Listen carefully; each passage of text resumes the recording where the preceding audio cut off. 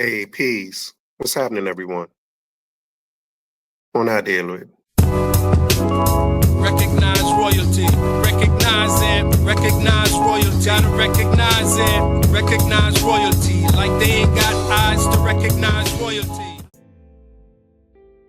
So I asked ChatGPT, what's the history of the Black Loyalists that fled to Sierra Leone? What happened to them after arriving in Africa? And it says the Black Loyalists who went to Sierra Leone. The Black Loyalists were formerly enslaved Africans who sided with the British during the American Revolutionary War after being promised freedom. Their story doesn't end in America. It becomes one of the most important diaspora migrations in Atlantic history. 1. How they became Loyalists.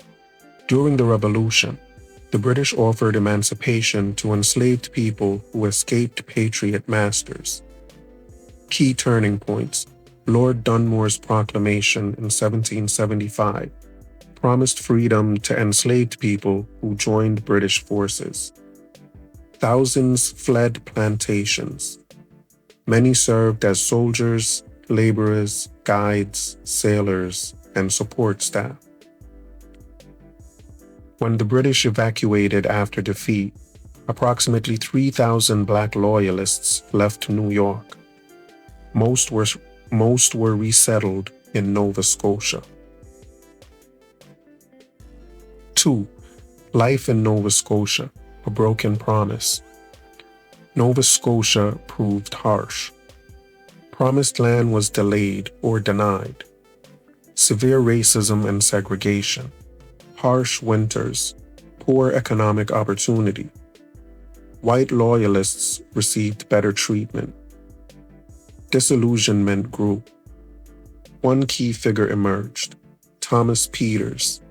A formerly enslaved soldier, Peters traveled to London to petition the British government directly. 3. The Sierra Leone Plan. Sierra Leone. British abolitionists had already attempted to create a colony in West Africa for freed blacks. Goals: settlement for free blacks, anti-slavery experiment, loyal British colony. After Peters' petition, Britain approved relocation. Approximately 1,200 Black Loyalists sailed to Africa in 1792. They founded Freetown. 4. Arrival in Africa, 1792. The settlers faced immediate challenges: harsh conditions, disease, especially malaria, poor supplies, conflicts with earlier settlers. Cultural shock. Many were generations removed from Africa. They were English-speaking, Protestant Christian, culturally Atlantic rather than African. They did not simply reintegrate, they formed a new Creole society. 5. What they became. Over time, Black Loyalists helped create the Sierra Leone Creole or Krio population. Their legacy: developed Creole language, English-based Creole, built institutions, churches, schools, became merchants, administrators, and clergy. They formed an elite intermediary class in the colony. 6. Later reinforcements. Sierra Leone later received other Black diaspora groups: Jamaican Maroons in 1800, liberated Africans from intercepted slave ships. These groups blended into Creole society. 7. Long-term impact. The Black Loyalists became historically pivotal. Cultural influence. They spread Christianity and Western education.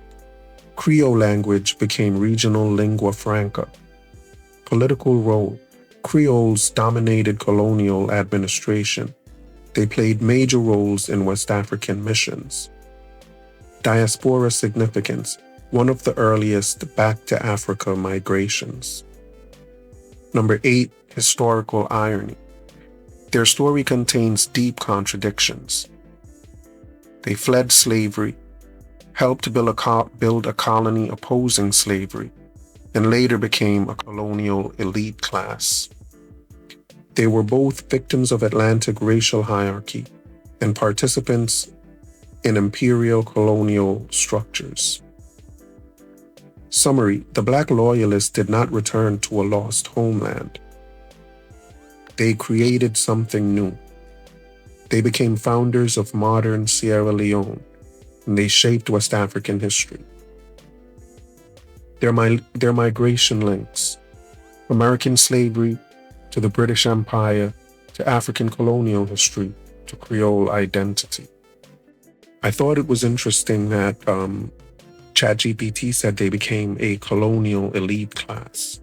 I thought that was interesting because it reminded me of what happened with Liberia after the enslaved or the freed blacks were sent to Liberia or went to Liberia. They themselves became a colonial elite class and even enslaved the native Africans.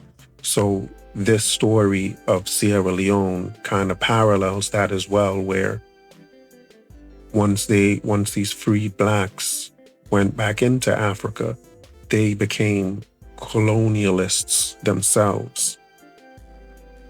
So I said, speak more about how they became a colonial elite class and how they participated in imperial colonial structures. I said, great question. This is where the story becomes much more layered and frankly uncomfortable.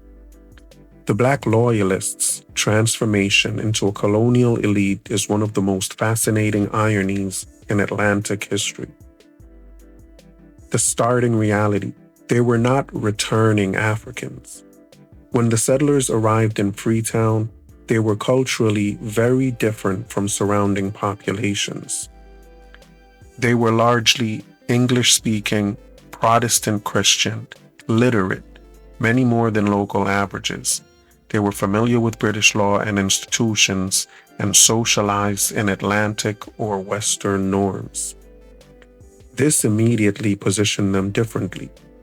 They were seen by British authorities as, quote, useful intermediaries. Why the British favored them?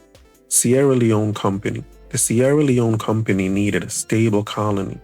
They required people who understood British governance, could run bureaucracies, could assist trade and administration, and could help civilize the colony in imperial logic. Black Loyalists fit this role perfectly. They became clerks, teachers, ministers, judges and court officers, traders and merchants.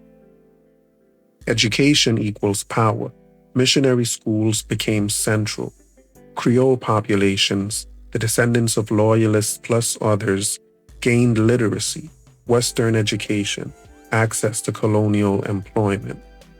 This created a classic colonial stratification pattern: education to administrative roles to economic advantage to social dominance. Over time, Creoles were disproportionately represented in government posts, skilled professions, church leadership, and commerce. Economic advantage: Creoles became deeply involved in trade networks, property ownership, import or export businesses, skilled crafts and services. They controlled much of the urban economy of Freetown. This produced a recognizable elite identity. Participation in imperial colonial structures. Here is where things get historically complex. Creoles did not simply live under empire. They became participants in it. Administrative agents of empire. Creoles staffed colonial bureaucracy, civil service, courts, tax systems, local governance. They helped implement British law, colonial taxation, labor regulations, land policies. In many cases, they became the face of empire to inland African populations. So these descendants of slaves that fled for Africa, became themselves the face of empire, or the face of the British Empire, or the face of the colonialists. Cultural intermediaries. Creoles often adopted and promoted British norms, Christianity, Western dress and customs, English language, European-style education. This created social distance between Creoles versus indigenous groups. Colonial hierarchies often looked like British officials on top, Creole elites in the middle, and indigenous populations at the bottom. Missionary expansion across West Africa. Creoles became missionaries, teachers, and administrators across Nigeria, Ghana, Gambia, and Liberia. They were instrumental in spreading Christianity, Western education, and colonial cultural models. They became agents of what historians call cultural imperialism. Internalized colonial values. Many Creoles came to see themselves as more civilized, more modern, more educated than surrounding groups. This mirrors patterns seen globally, with Anglo-Indians, Afro-Brazilians, mulatto elites in Caribbean colonies. The deep historical irony. Former victims of slavery became privileged colonial subjects, administrators of empire, cultural brokers of imperial norms. They occupied a middle position, not European rulers, but not colonized peasants either. But this was not simple collaboration. It's critical to avoid oversimplifying. Creoles were also racially discriminated against by Europeans, excluded from top imperial authority, and later politically marginalized. They lived within a structure that limited them. Their participation was often a survival strategy, a route to mobility, a constrained opportunity. Tensions with indigenous populations. Over time, resentment grew. Creoles were seen as aligned with colonial rule. Ethnic and political friction developed. This tension contributed to later national political struggles. The structural pattern, big picture. This fits a recurring imperial model. Empire often produced intermediary elites drawn from educated minorities, cultural hybrids, marginalized but useful populations. Creoles became exactly that. And isn't that exactly what FBA accused immigrants of doing today? What they accused Black immigrants of doing today? Coming to America from their elite backgrounds in the Caribbean, where they developed certain elite skills, and come here with them at America's invitation to replace FBA. Isn't that the same accusation they lay on Caribbean folks, and why they find it necessary to delineate? Isn't that the same thing that their very own ancestors, the Black Loyalists, did and possibly continue to do in Sierra Leone? Sounds pretty similar to me. The key insight: the Black Loyalist descendants became elite not because of inherent superiority, but because empire rewarded cultural proximity to colonial power, literacy and schooling, administrative usefulness, and urban economic positioning. The historical paradox. Their story embodies a recurring Atlantic contradiction: oppressed to incorporated to privileged to still constrained. They were simultaneously products of racial oppression, beneficiaries of imperial structure, and subordinates within empire. I asked, do they have descendants there today? And what is their role in Freetown? It said yes, they absolutely have descendants today. The Black Loyalists became one of the foundational ancestral groups of what is now known as the Krio people of Sierra Leone.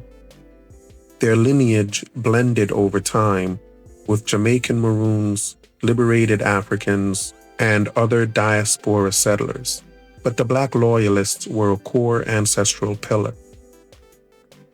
Do distinct Loyalist descendants still exist? Not usually in a sharp, separate identity. Instead, most Loyalist descendants identify as Krio.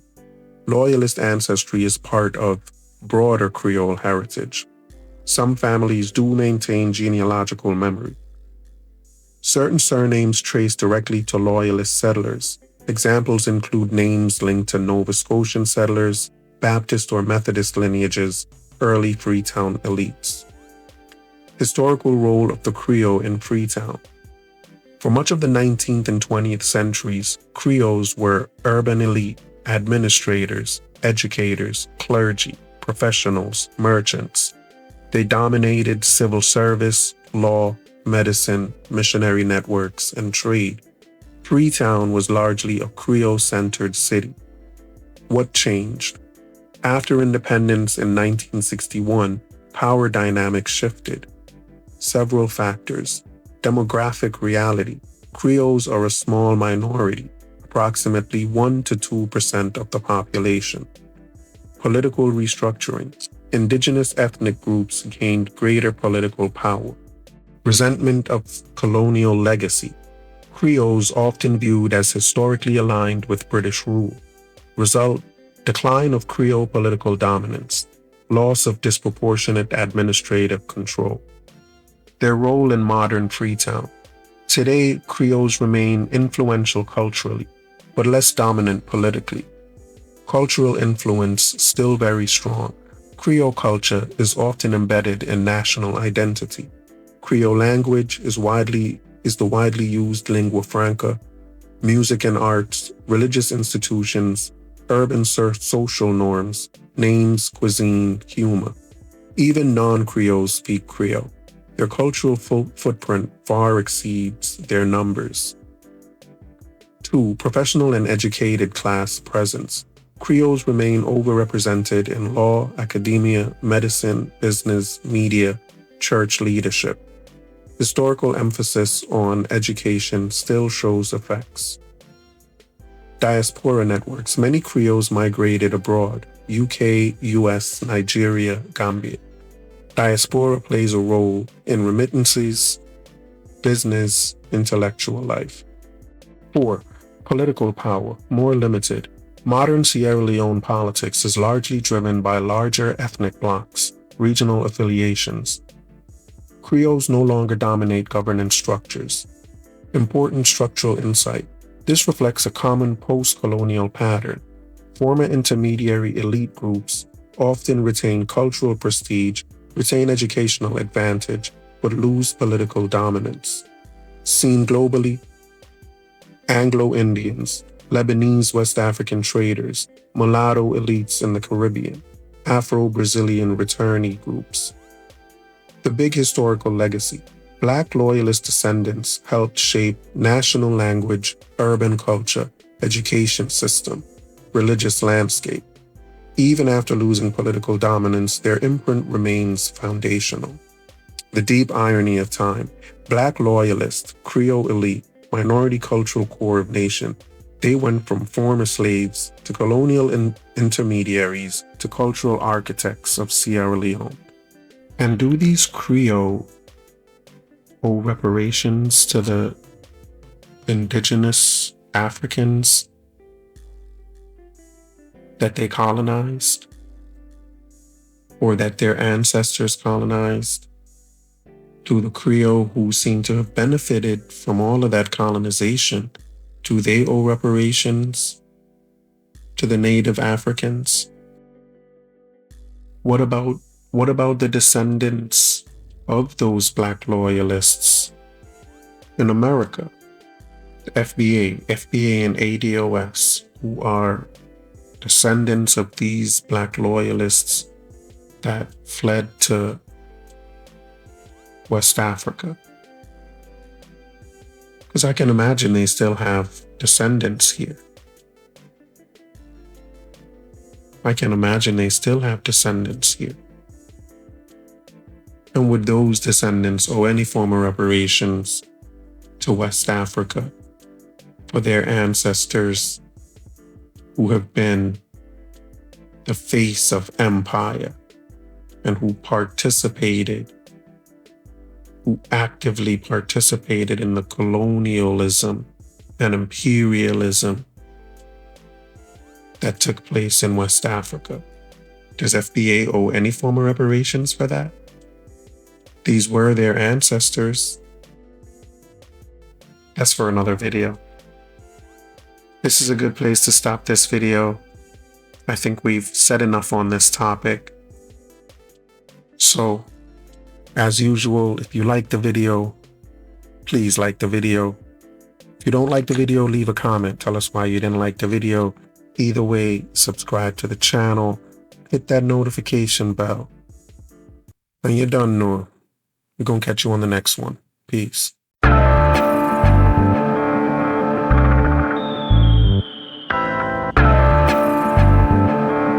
I want you to listen very, very carefully. Just because we're black, they say we are slaves. Speak of righteousness, they say we are praise. Just because we're black, they say we are slaves. Speak of righteousness, they say we are praise.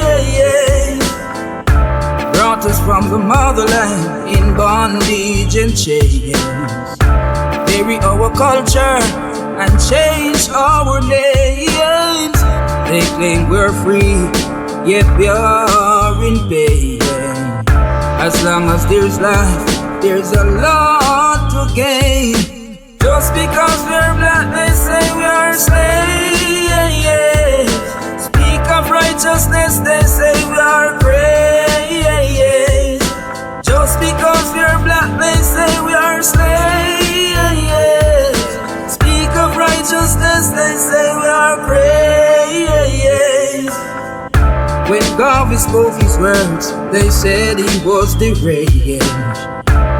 Marley sung his songs, they said the same. Malcolm X and Martin Luther fought relentlessly so we could be better. Just because we're black, they say we are slaves. Speak of righteousness, they say we are praise. Just because we're black, they say we are slaves. Speak of righteousness, they say we are praise.